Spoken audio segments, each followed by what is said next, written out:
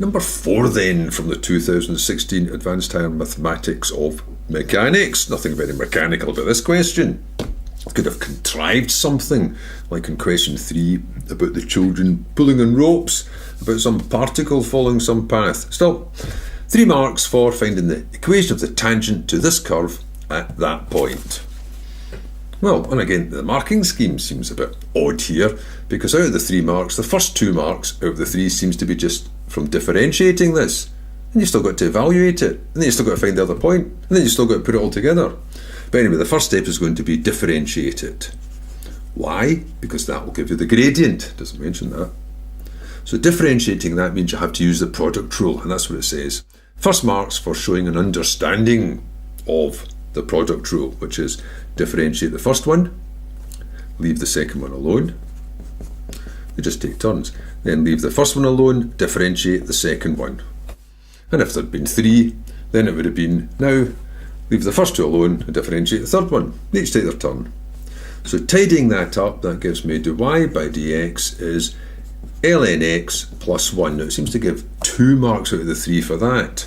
I'd rather not call it dy by dx because I'm specifically referring to it as a gradient here. Still, it's got that as the second mark. I can't really, I would just say that's the first mark and ignore the marking scheme's got 1 for that and 1 for that, but that's really just the first mark there, because you've got to evaluate that. So if x is e, that means the gradient would be ln of e plus 1. Now, ln means the natural logarithm. Log base e of e is 1, so I'll just spell it out. So it's 1 plus 1, which means the gradient is 2. Now you need to know a point on it. Well, if x is e, then the y coordinates given by this, that'll be e times ln e. That's e times 1, which is e, which means you're going through the point e. Now there must be a mark there somewhere, but there's no mention of that in the marking scheme. It's got 1 there, 1 there. And I thought there'd be a mark here somewhere for these evaluations. And then the last part would be, so what is this tangent? Because you've got these 3 distinct stages, haven't you? You've got to do the differentiate, the evaluate, and then put it all together.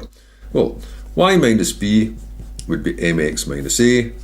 So y minus e is going to be 2 times, and x is e. And of course, true to form, it just leaves it like that, and that gives you your third mark. But you wouldn't leave it like that, really, would you? You'd say y equals, and that's 2x minus 2e plus an e minus e. That's what should have been the last mark, not leaving it all hanging about like this.